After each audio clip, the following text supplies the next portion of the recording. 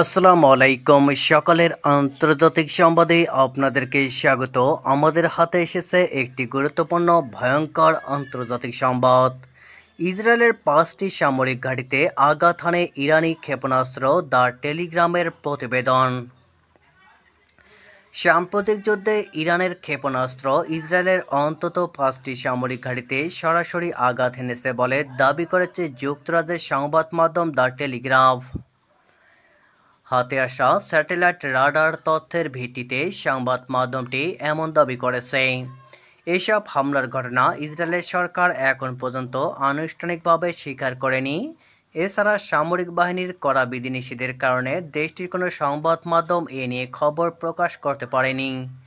এমন তথ্য প্রকাশ্যে আসায় এখন প্রতিদ্বন্দ্বী দুই পক্ষের মধ্যে কথার লড়াই আরও তীব্র হবে। 12 দিনের এই যুদ্ধে ইসরায়েল ও ইরান উভয়ে চূড়ান্ত বিজয় দাবি করে আসছে। যুক্তরাষ্ট্রের ওরেগন স্টেট ইউনিভার্সিটির একদল গবেষক রাডার চিত্রগুলো বিশ্লেষণ করে দেখেছে। এই গবেষণা স্যাটেলাইট রাডারের তথ্য বিশ্লেষণ করে যুদ্ধক্ষেত্রে বোমার ক্ষয়ক্ষতি শনাক্তে বিশেষজ্ঞ। তারা এই বিষয়টি টেলিগ্রাফকে জানান। তথ্য অনুযায়ী উত্তর, দক্ষিণ ও মধ্য ইসরায়েলের বিভিন্ন এলাকায় 5টি সামরিক স্থাপনা ইরানের 6টি ক্ষেপণাস্ত্র আঘাত হানে। যে হামলাগুলোর তথ্য এর আগে প্রকাশ্যে আসেনি এর মধ্যে একটি বড় বিমান ঘাঁটি, একটি গোয়েন্দা তথ্য সংগ্রহ কেন্দ্র এবং একটি লজিস্টিক ঘাঁটি রয়েছে। লজিস্টিক ঘাঁটি বলতে এমন একটি সামরিক ঘাঁটি বা কেন্দ্রকে বোঝানো হয় যেখানে যুদ্ধ বা সামরিক অভিযান পরিচালনার জন্য প্রয়োজনীয় সরঞ্জাম, রসদ, জ্বালানি, অস্ত্র, যানবাহন ও অন্যান্য সহায়ক উপকরণ মজুত ও সংরক্ষণ ও বিতরণ করা হয়। বিশেষজ্ঞদের প্রতিবেদনে ইঙ্গিত দেওয়া হয়েছে, ইসরায়েল সরকারিভাবে যুদ্ধের ক্ষয়ক্ষতির যে চিত্র তুলে ধরেছে, প্রকৃত অবস্থা তার চেয়ে অনেক বেশি হতে পারে। দ্য টেলিগ্রাফের পক্ষ থেকে গত শুক্রবার ইসরায়েলের সামরিক বাহিনী আইডিএফ-এর কাছে ইরানের ক্ষেপণাস্ত্র হামলা ও ঘাঁটির ক্ষয়ক্ষতি সম্পর্কে জানতে চাওয়া হয়েছিল, কিন্তু তারা এই বিষয়ে মন্তব্য করতে রাজি হননি। আইডিএফ-এর একজন মুখপাত্র বলেন, আমরা ক্ষেপণাস্ত্র প্রতিহত বা ঘাঁটির ক্ষতির বিষয়ে কিছু বলবো না, তবে যা বলতে পারি তা হলো অভিযানের পুরো সময় জুড়ে সংশ্লিষ্ট সব ইউনিট কার্যক্রম চালু রাখতে সক্ষম ছিল। 5টি সামরিক স্থাপনার পাশাপাশি ইসরায়েলের আরও 36টি স্থানে ইরানি ক্ষেপণাস্ত্র আঘাত হানার তথ্য পাওয়া গেছে, যা দেশটির আকাশ প্রতিরক্ষা ব্যবস্থা ভেদ করে আবাসিক ও শিল্প কাঠামোতে উল্লেখযোগ্য ক্ষতি সাধন করেছে।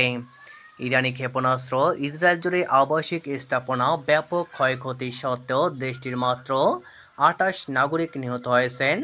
দেশটির উন্নত সতর্ক ব্যবস্থার পাশাপাশি জনগণের ধারাবাহিক ও সুশৃঙ্খল আশ্রয়কেন্দ্র, বোম শেল্টার বা নিরাপদ কক্ষ ব্যবহারের ফলে তুলনামূলক কম মানুষের প্রাণহানি হয়েছে বলে ধারণা করা হচ্ছে।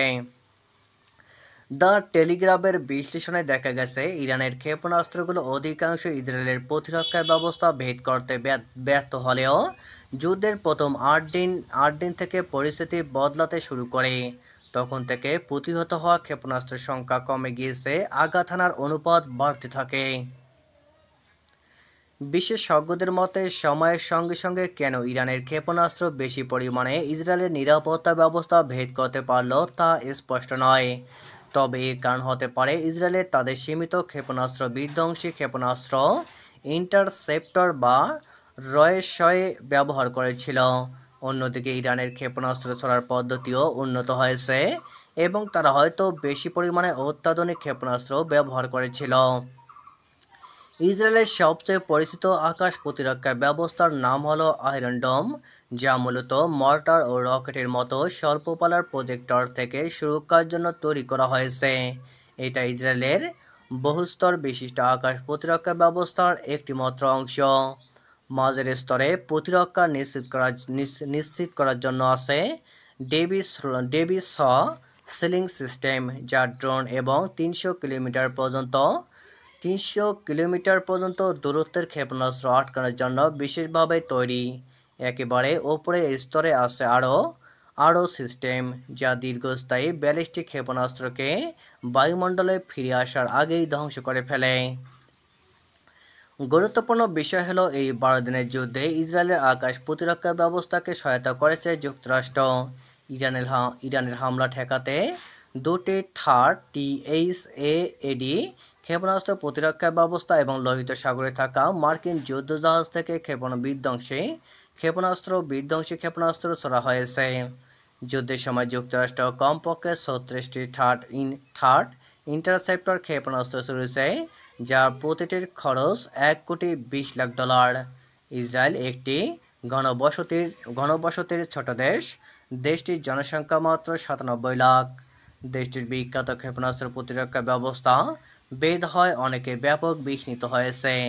সরকারও সতর্ক করে বলেছে এই ব্যবস্থা সম্পূর্ণ নিরাপদ নয়।